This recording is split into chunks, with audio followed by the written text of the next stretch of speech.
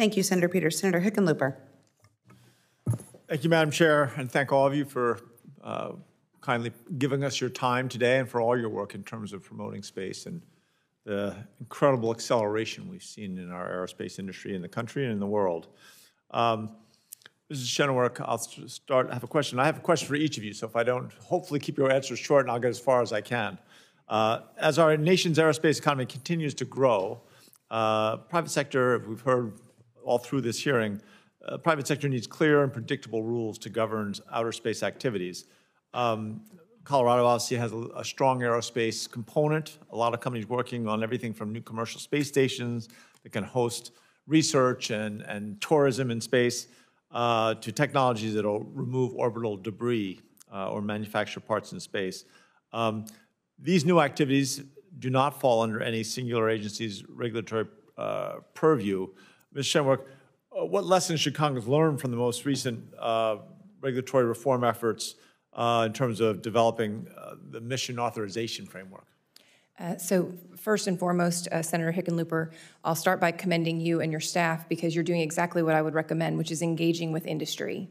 So I think that the effort to engage with industry is really important. And on some of the other topics that we've addressed today, like the regulation of launch, the oversight of nuclear thermal propulsion, for example, there is a need to have that deep engagement with industry in order to make sure that we're tailoring legislation and then the regulations to follow so that they can be flexible and appropriate to the core aspect of what we're trying to address, which generally speaking is public safety or a national security need. So how do we define what we're trying to address, make sure that we're getting to that core root concern, and then tailoring the legislation in a timely manner to that issue and making sure that as we move forward, we're not overreaching. We're thinking about what we're doing today, making sure we can pressure test against that, and then prepare for a future state where we can address future opportunities. Great, thank you. Mr. Gerstenmaier, this is something I've been talking about for a couple years. There are over 900,000 pieces of dangerous orbital debris traveling faster than the speed of a bullet, hurling through space right now.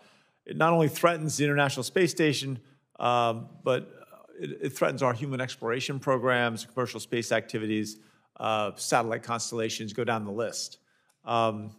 So, Mr. Gerstenmaier, what are the consequences for commercial in-space activities if we don't quickly mature our capabilities to be able to track down and remove dangerous debris objects?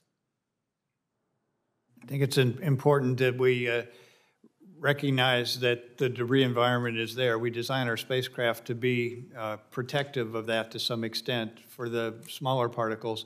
For the larger objects, for example, on Starlink, we have automatic collision avoidance in the satellites themselves, so they actually maneuver on their own based on data to avoid collisions with other aspects, and that's another advance, I think, that can help prevent the generation of debris.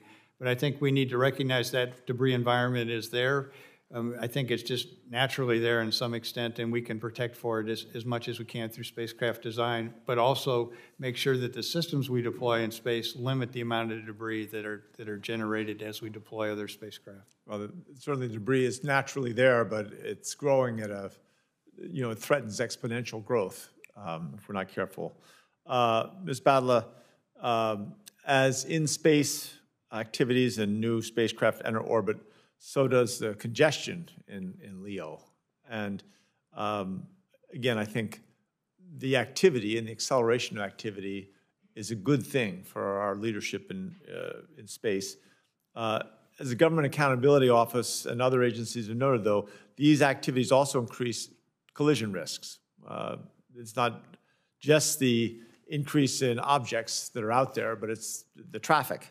And in many cases pose potential impacts to astronomy. How should the U.S. balance maintaining our leadership in space with our obligations to making sure that we are maintaining a safe and operable space environment? Thank you, Senator, for the question. So Virgin Galactic is a purely suborbital operations, but I think you touch on a very important point. When we talk about regulations that don't hinder innovation and allow for companies to innovate and create new capabilities, that is also for creating capabilities, not just technologies that are excuse the pun, out of this world, but creating capabilities that enhance safety and efficient operations. If I can just make a quick example in the aviation world, actually, experimental aircraft were way ahead in avionics systems than certified aircraft.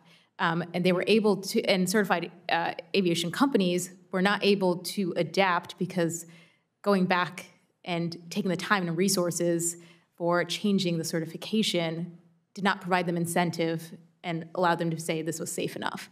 So regulations that are light touch, that promote innovation but do not hinder, that keep safety as priority, also enhance safety and efficient operations for the entire industry as well.